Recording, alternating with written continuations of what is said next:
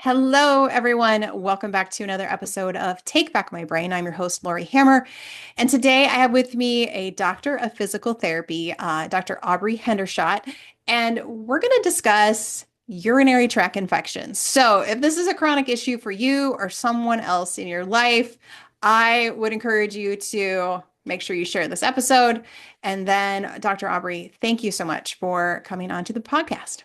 Thanks for having me. I love it. So, what is your experience, or what should I say? When you think of UTIs, what's the first thing that you think about? I think about the pain that's associated with it. Yeah, One of those where you want to go to the bathroom and you can't, or you have that pain and you're like, I know what this is and I know it's not good.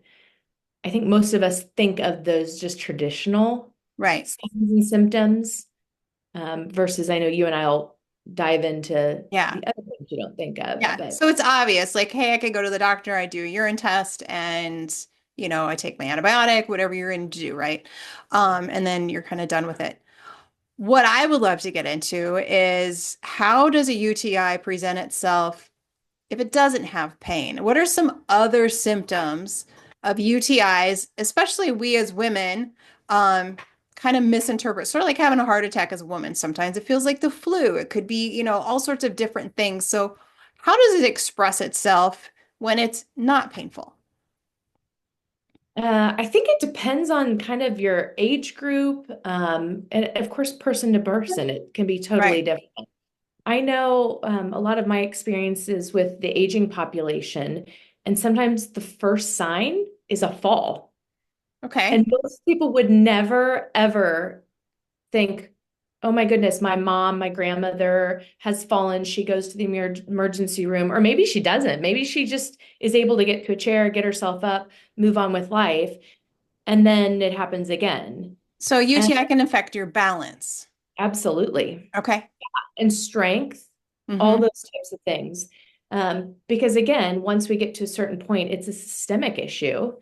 And so on in my clinical experience, there has been people they've fallen, they go to the emergency room, and it's not the standard of care, especially in elderly, that you Sure. test for a UTI off the bat, right? We Right. address what we can see or what you tell us. So I fell and my leg hurts, or let's make sure we didn't fracture the wrist. Right.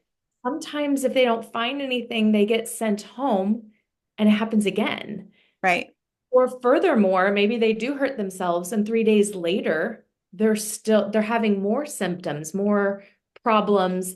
And yet, I talked to a lot of family members and I said, okay, have we tested for the UTI yet? And they're like, nobody's brought that up.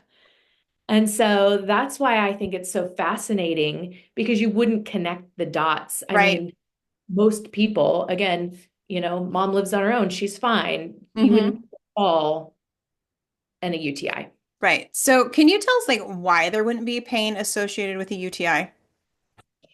I think, especially as we age, I think that a lot of times there's just decreased sensation down there. Yeah.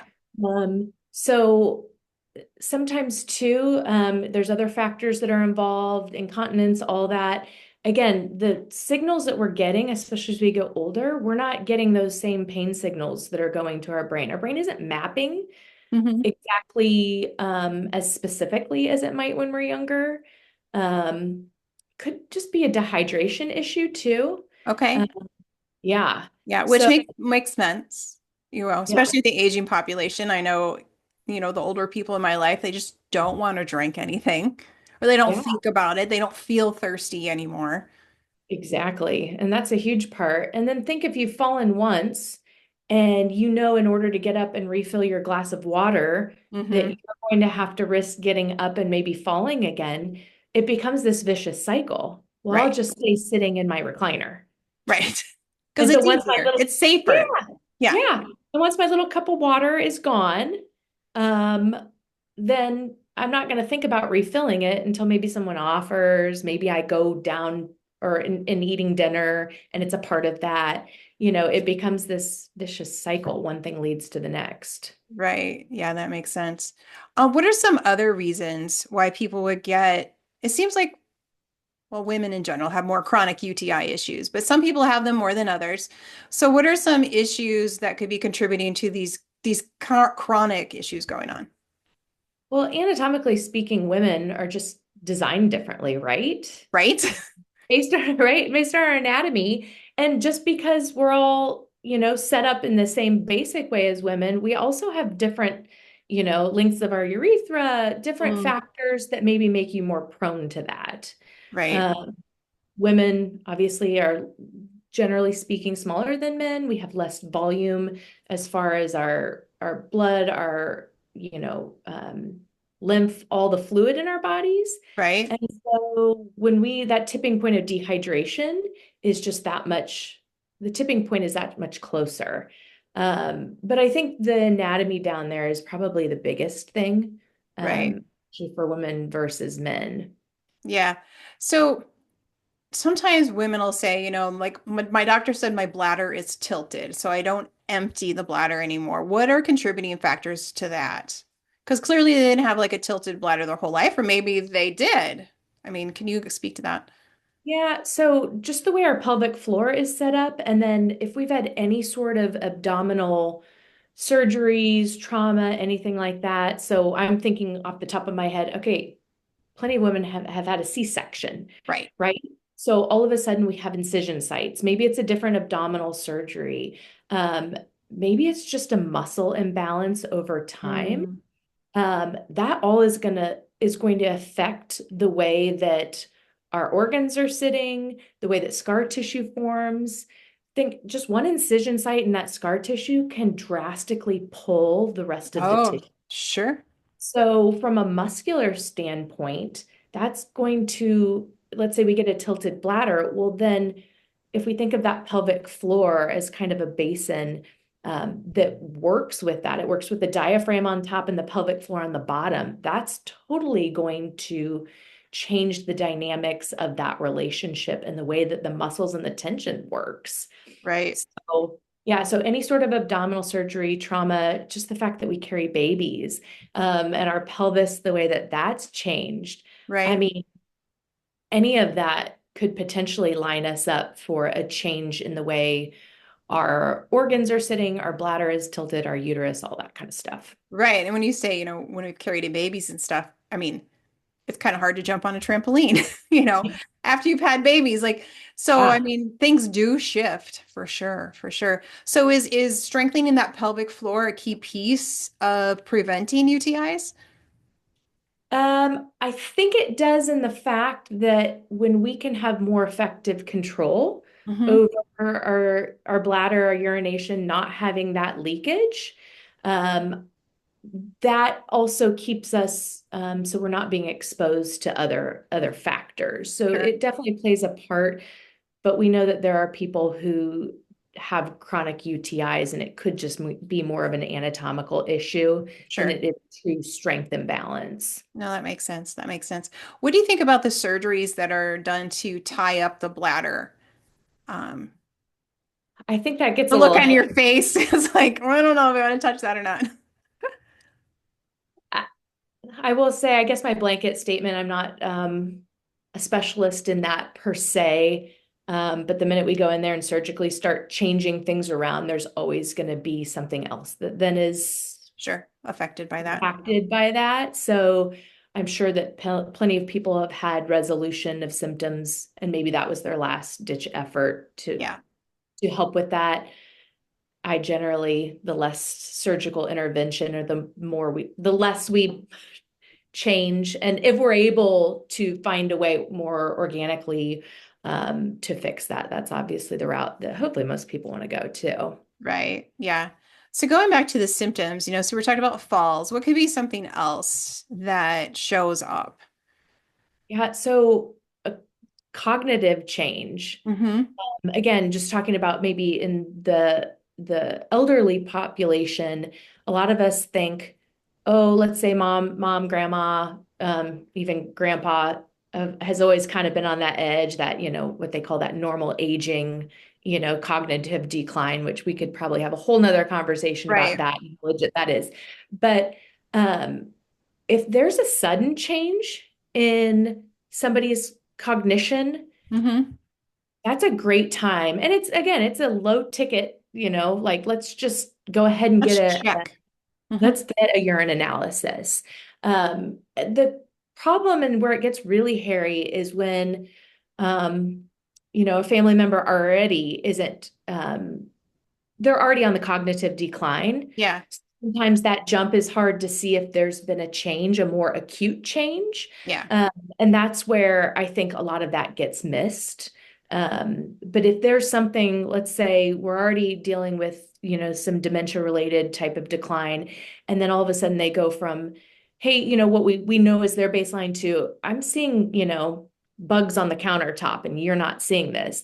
It's that change, those small changes, that's when we need to think UTI and get that check. Yeah.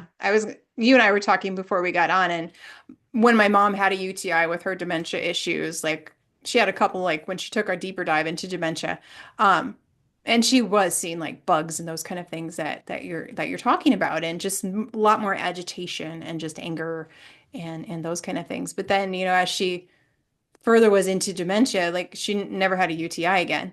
So, and she was a woman who had chronic UTI issues.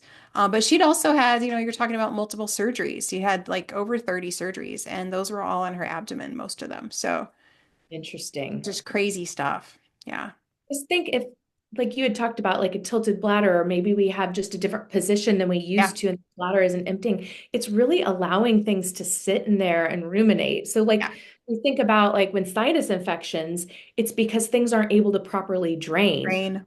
Same thing. We're just allowing that to be almost like a hot tub Right. of, Yeah. So it was, yeah, bacteria. It sounds like an awful. incubator for An other incubator. things. Yeah, Hmm. absolutely. Exactly. I like that you brought up irritability. That's a Mhm. huge one that people don't think about too, especially if someone can't communicate with you, maybe that they're having pain, or honestly, maybe they can't, that mapping in their brain has changed and they can't tell you the pain is in their abdomen or when they Right. urinate, that sort of thing. That irritability, that kind of restlessness, that's a huge sign that a urinary tract could be brewing, a Yeah. urinary tract infection. Yeah. Could you have referred pain somewhere so all of a sudden your knees start to hurt, or something like that? Maybe you get headaches, but you still Yeah, don't feel anything in your bladder? absolutely. Yeah. And low back pain would be a big one too. Mm-hmm. Yeah, especially of course if it's in around the lower rib cage, like where the kidneys are settled. Mm-hmm. Um, and hopefully if you have a good practitioner, if they're worried about a UTI, they're also percussing over the kidneys Right. uh, to feel if there's any tenderness, that sort of thing. But yeah, low back pain is like a catch-all. So it's easy for someone to be like, yeah, my low back is hurting, but I stood around all day yesterday. Sure. We could be missing those Those signs small for sure. signs. Yeah. What about like low hormones? You and I were chatting about that. So when women, as we age, our hormones decline, clearly. But sometimes you have somebody who just basically doesn't have any estrogen left. And so how does estrogen and basically your sex hormones affect your susceptibility to a UTI? Yeah, I mean, I think you and I were talking beforehand, and you had a great way of explaining that about how estrogen affects your tissue. So Right. if you're done with Yeah, that, everything just gets thinner. It's sort of like taking a nice piece of cardboard, and then as your estrogen declines, it, turns into tissue paper. And so things are just easily ripped. If you get any crack, crevice, anything, it opens you up to the potential for a bacterial exposure, fungal exposure, whether it's, what I want to say, yeast infection or a UTI of that nature. yeah. And Yeah, and then you so, kind of create this chronic. So if you're using topical antibiotics or topical antifungal stuff, you create this environment that is very imbalanced now. So I would love to kind of dive into that too, Aubree. To how do we prevent this? Because clearly the over-the-counter stuff does create that imbalanced environment. A lot of it has to do with the microbiome, your good bugs in your vaginal area and that whole tract. So how do we kind of start to prevent or to think forward, as we're aging so that we can recognize these signs better? And then what do we do when we first see those things, or how do we keep from even seeing any of those symptoms? yeah. From a physical therapy standpoint, Hmm. incontinence is the biggest thing that I think of. There you go. Yeah. And we've And that, normalized that, right? We've uh, normalized incontinence. There's so many. I was watching some commercial on TV the other day, and my daughter's like, uh-oh, because I'm like, you have got to be kidding me. It would look like a 35-year-old woman, and she had on Depends, and they like glamorized it because she could wear it under her dress and all this kind of stuff. So we've normalized incontinence at a very young age. And yeah. it might be common, but it's certainly not normal or healthy. Correct.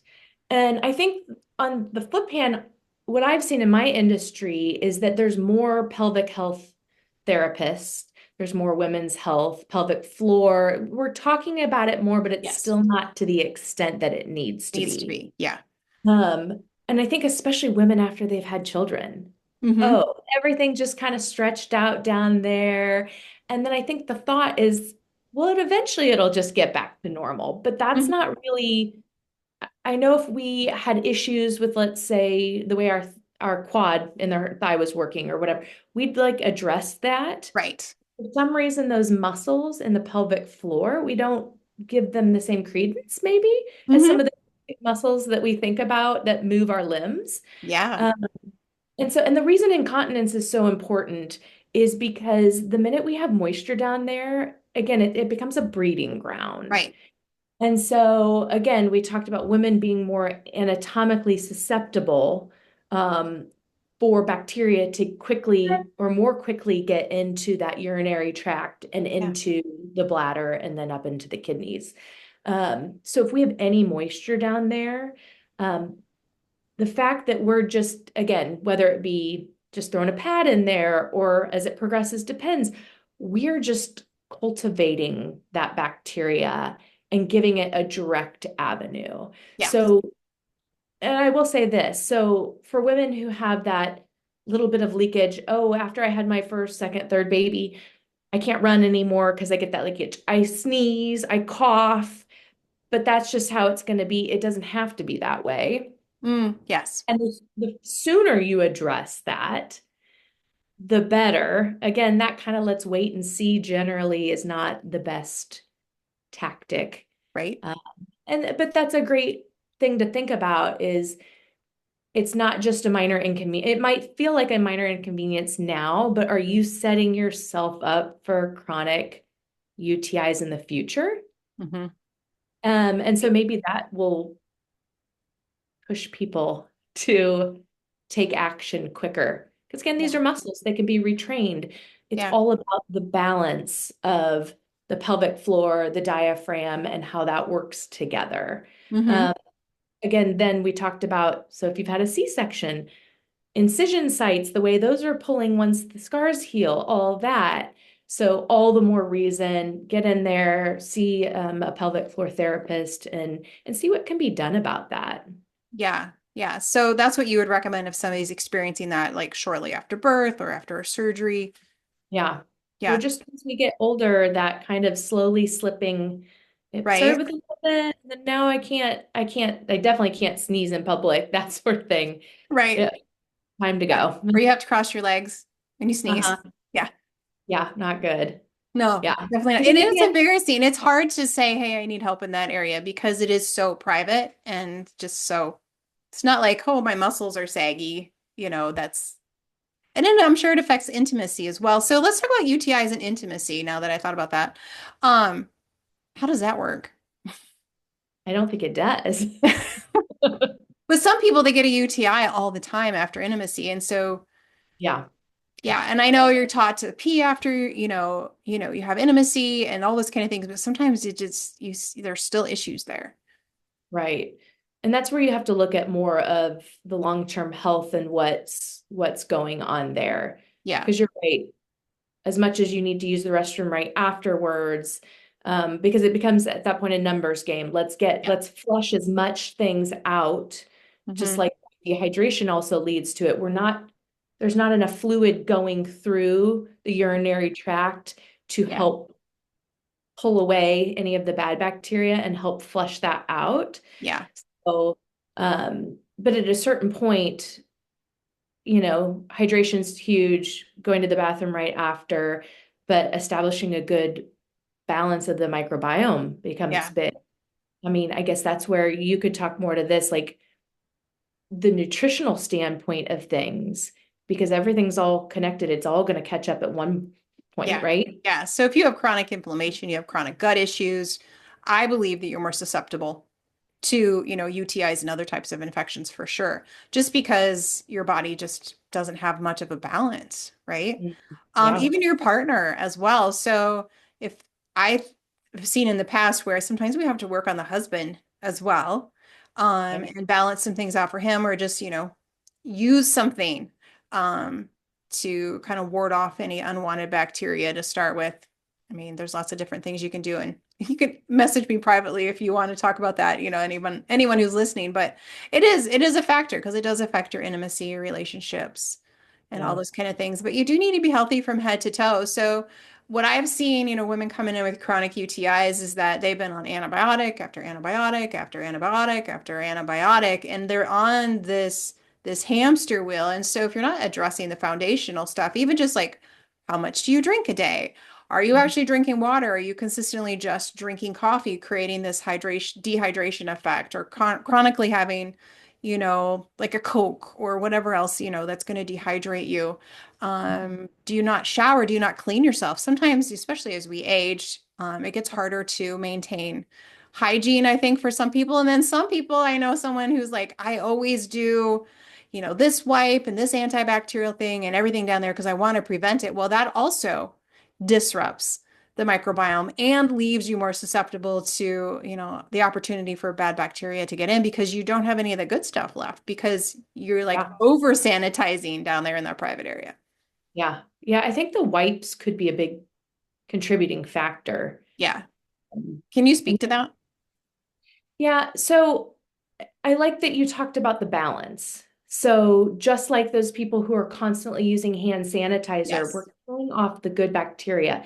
The whole point, and our bodies are designed to have that homeostasis. Yeah. So when anything, and let me tell you, it's not the good bacteria that gets out of, we get too much of that. Yeah. No, never. That's not the way it steers towards.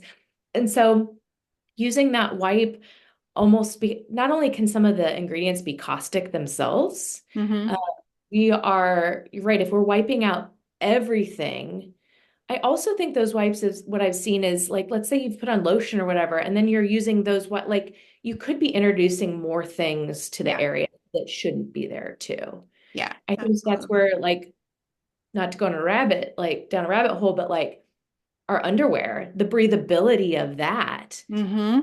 I've had people who have gone who tell me they're like, I just got this great underwear. It's the no show, all this stuff. It's great. But now I'm having all these other symptoms. And I'm like, okay, like, what is this even made of? Right. And is it the lining even cotton? And is it organic cotton? I mean, Yeah. sometimes all you have to do is change your underwear. Yeah. No, but like the breathability, when The you think breathability of it all. Yeah.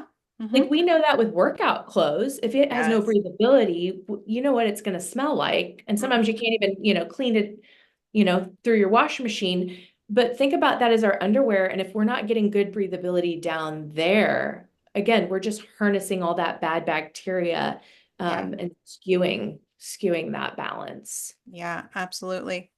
Um, what about antibiotics versus, I know you and I were talking, I help people with herbals, those kind of things nutritionally if they have a UTI issue.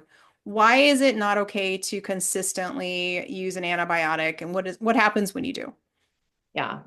Well, we now know that especially chronic antibiotic use, but even it depends on your age and what you've been exposed to, is that you're just killing your microbiome and thinking that 80% of your immune system's in your gut and you're killing all the good stuff too. I mean, you're really not giving yourself or the rest of your body a fighting chance. So while there is a time and a place for antibiotics, I'm not disputing that. I think the fact that we're using it, and most people get like Cipro, and that's going to be a broad spectrum Yeah. antibiotic. So what that's doing is it's casting such a huge umbrella to kill everything Yep. versus the targeted antibiotic therapy does so much better if that's what needs to happen because it's just targeting that one organism. Yeah. And I found too that sometimes when they do Cipro, again, it's great at killing lots of things, not great necessarily at a huge like Right. bacterial load. So they do a whole round of Cipro, they get better, but not good enough. Yeah. Then they retest the urine, then they go more specific. And I'm thinking, okay, but what kind of havoc is this wreaking on the rest of the body? Right. And I will tell, the audience listening about Cipro. So my mom was on Cipro a lot. And one Mm. of the biggest side effects of Cipro is it affects your ligaments, your tendons. Mm. And so she had some pretty significant issues with that. Like one time she was just putting on her shoe and she went to pull and the tendon snapped in her hand. Wow. And the doc is like, that's from Cipro. I mean, we expect so many things out of these medications, Yeah. and yet the flip side, what are we giving up? Yeah. What are the potential risks that Yeah. really aren't addressed with most people? Yeah, exactly. Because things like that just don't happen. You shouldn't put on your shoe and things snap. But she had used Cipro a lot, and he's like, we can't use Cipro with you anymore. So Yeah. anyway, What are your favorite herbals that you use to help treat yeah. UTI? So I really like to use Biocidin. So it's just a nice combo. It's easy for people to take. It comes in a liquid. You can do capsules and stuff like that too. And I do a lot of cranberry, um, D-mannose, those kind of things seem to be really helpful. And then we really work on the microbiome. Nice. Yeah. I'd love to talk for a minute about cranberry and the fact that I think that's a misnomer that people rush out and get cranberry Cranberry juice. juice. Oh God, and not to mention, I'm like cranberry cocktail juice. I mean, I'm Yes. like, you're not even getting really, You're not getting what you need to be getting from that. So, yes. yes. Yeah. But I would assume, is there any, do you do it in capsule form, the cranberry, or how do you like to, like, Yeah, the what's your go? capsule form. You just need to get it in a concentrated capsule form and you have to use it with other things. You cannot just use cranberry. It's just a good like anti-inflammatory piece of it. I don't use it to actually fight the infection. Yeah. It's always usually if the explanation's so simple that you could, if anyone could go grab it off the shelf at the local grocery store, Yeah. then we would have figured it out years ago, right? So Right. I like that it's always in conjunction with something else. Yeah. Usually you have to rotate through two, three, four different kind of herbals Mhm. to really get the chronic issues under control. Yeah, that Mhm. makes sense. What And do then you like to use? um I don't deal with the treatment Got side it. as far as the physical therapy part. Mm-hmm. Uh, but my biggest part of my job is the education Yeah. part, and Yeah. mostly the family education, um, especially when those patients, um, perhaps they're relying on family to help make decisions for them. Yeah. So just bringing awareness is the biggest thing that I've done when I'm in the clinical setting with working with seniors. I love it. So how do you help family? Like, let's kind of make that our last talking point. Like, how do you help the family deal with things like this? Yeah. So again, knowing the warning signs, Mm-hmm. um, how I love that we're talking about how UTIs present themselves differently. Um, because again, family members, especially once, your parents are older, grandparents, you are helping the caretaker at some point in time, even if you're hands off, even if they're living Mm-hmm. in more of a care facility situation. Um, at the end of the day, a family is always going to be the biggest advocate, right? Right. And the more informed that they are, the better. So talking to them about those alternate signs, cognitive change, um, falling, again, irritability, Even restlessness. anxiety, depression. Yeah. Oh, absolutely. So all of those, I just want to put in the back of their head that, hey, if we ruled out some other major glaring things, let's pull that out. Let that be again, because it's so easy to do a urine Mm-hmm. catch. And most doctors are willing to do it. Yeah. So that can be one of their first lines before we get too far down the road Mm-hmm. of, tests and whatever, and the person still isn't feeling well. So then we talk about how can preventative. So again, that's hydration is the biggest thing. Making sure we're doing that. um, keeping things, again, we talked about the hygiene Mm-hmm. portion of it. Yeah. Um, I will say as seniors get older, and especially if they're not living in the home with family, Mm-hmm. uh, sometimes it warrants having someone else paying help to come in to make sure that they are getting regularly Right. changed if they're doing Mm-hmm. that, or showering, or just that Yeah. basic care Yeah. type of stuff. Yeah. So Absolutely. I know it's such a challenge.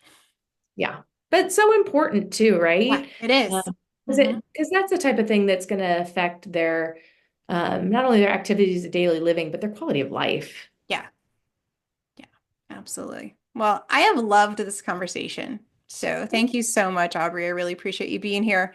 And where can my listeners find you?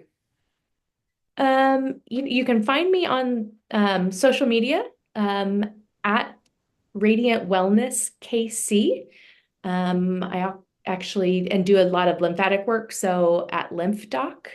Nice. If you're interested in any sort of manual lymphatic drainage, that's right up my alley. I love it. Well, we'll have to have you back on and talk about that too. Yeah, thank you, Lori. I appreciate it. Awesome. Thank you, everyone, for listening, and I will see you in the next episode.